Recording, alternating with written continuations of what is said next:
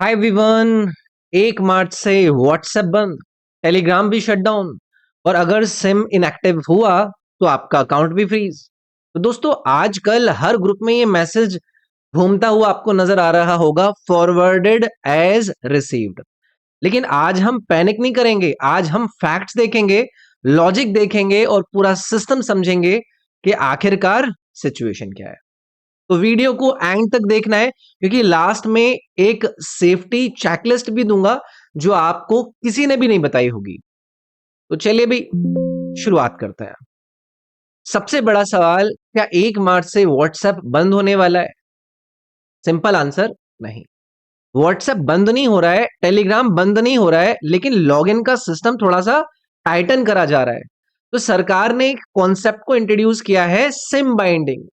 और यही पूरी कहानी का हीरो भी है और विलन भी।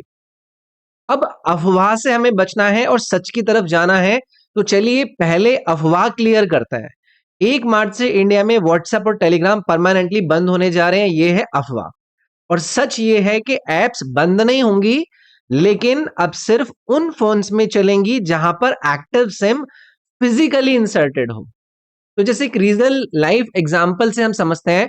मान लो आपने व्हाट्सएप अपने नंबर से रजिस्टर करा हुआ है और फिर आपने सिम निकाल लिया और वाईफाई पे आराम से उसको यूज कर रहे हैं।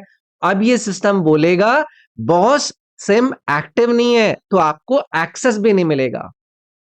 ये चेंज फ्रॉड को कंट्रोल करने के लिए लाया जा रहा है। तो एक बार इस पर हम बात करते हैं।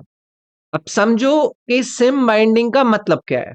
सिंपल लैंग्वेज में जो नंबर से व्हाट्सएप बनाए, उसी नंबर की सिम उसी फोन के अंदर फिजिकली होनी चाहिए। और सिर्फ होनी नहीं, वो एक्टिव भी होनी चाहिए। बैंकिंग के जितने भी एप्स होते हैं, जैसे काम करेगा सिस्टम, एग्जाम्पल के तौर पे समझते हैं। जैसे कि आप एसबीआई योनो या फिर पेटीएम यूज करते हैं। अगर सिम चेंज कर दो तो ओटीपी फेल हो जाता है। एग्जैक्टली वही लॉजिक यहां पर अप्लाई होगा। तो अब आप पूछोगे कि इसका मकसद क्या है। Cyber fraud, fake accounts, illegal SIM, इन सभी के यूजेज को रोकने के लिए ये सारी चीजें लाई जा रही हैं।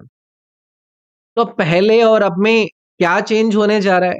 तो चलिए कंपेयर करते हैं कि पहले क्या होता था। तो पहले सिम किसी और फोन में आप डाल दो, व्हाट्सएप दूसरे फोन में वाईफाई से आप चला लो, मल्टीपल डिवाइसेस पर आपके लॉगिन हुआ करते थे। लेकिन अब आपकी जो प्राइमरी डिवाइस है वो सिम वाला जो फोन है, अगर मान लीजिए सिम इनएक्टिव है तो अकाउंट सस्पेंड हो सकता है आपका। इसे भी मैं एग्जांपल के तौर पे समझाता हूं कि आपने नंबर से एक अकाउंट बनाया, फिर सिम को परमानेंटली निकाल दिया। तो सिस्टम ये डिटेक्ट करेगा कि भाई यहां पर कोई भी लाइव नेटवर्क नहीं है, सस्पिशियस एक्टिविटी हो रही है। ठीक।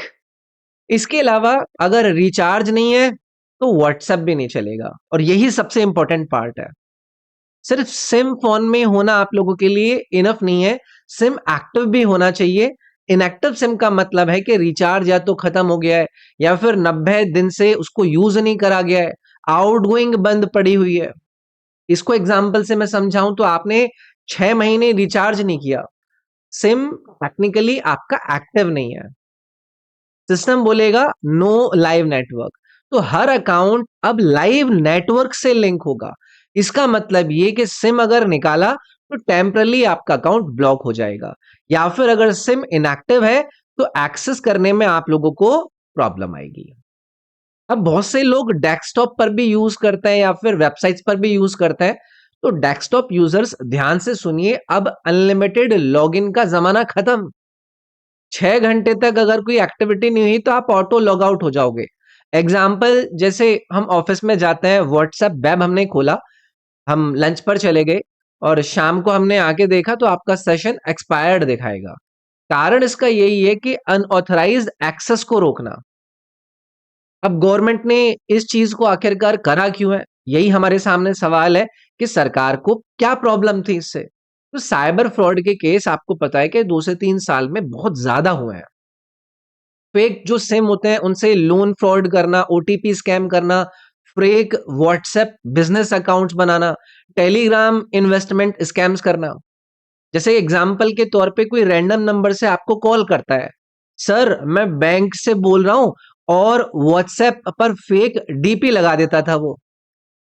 और फिर वो अभी क्या होगा, जो सिम बाइंडिंग ये करा रहे हैं, इससे हर अकाउंट की एक फिजिकल आइडेंटिटी ये तैयार कर रहे हैं। अब टाइमलाइन हमारे लिए समझने की जरूरत है, इसको हमें क्लियर करना पड़ेगा। 28 नवंबर को ये अनाउंसमेंट करी गई थी, 90 दिन का समय दिया गया था कि कंपनीज को सिस्टम अपडेट करने के लिए हम 90 दिन देते हैं, और 1 मार्च से ये रूल इफेक्टिव कर दिए जाएंगे। तो यानी ये ओवरनाइट डिसीजन नहीं है, ये प्लान्ड एक ट्रांजिशन है। तो आप लोगों के लिए एक मैंने सेफ्टी चेकलिस्ट भी बनाई है। आपको इंपॉर्टेंट चेकलिस्ट एक एक करके समझाता हूं। सिम हमेशा एक्टिव रखो, रेगुलरली उसे रिचार्ज करो, सिम को अननेसेसरी फोन में स्वैप नहीं करना है आप लोगों को। अगर कोई लॉस सिम है उसको आप लोगों को इमीडिएटली ब्लॉक करवाना है। व्हाट्सएप वेब लॉकआउट आपको करते रहना है। एग्जाम्पल के तौर पे अगर फोन चोरी हो गया है तो सिम भी चली गई और आपने ब्लॉक नहीं करवाया, तो जो फ्रॉडस्टर है ना वो पूरा कंट्रोल ले सकता है आपका। तो अब कंक्लूड करते हैं हमारी इन बातों को। ये चेंज हमारी सिक्योरिटी के लिए है। अगर आप एक नॉर्मल यूजर हो, सिम आपके फोन में है, रिचार्ज रेगुलर है, तो आपको कोई टेंशन लेने की जरूरत नहीं है। तो ये था हमारा डिस्कशन। अगर ये वीडियो आप लोगों के लिए हेल्पफुल रहा तो शेयर करो उन लोगों के साथ जो हर फॉरवर्ड मैसेज पर पैनिक करते हैं। कमेंट में लिखो सिम सेफ है अगर आपका सिम सेफ है।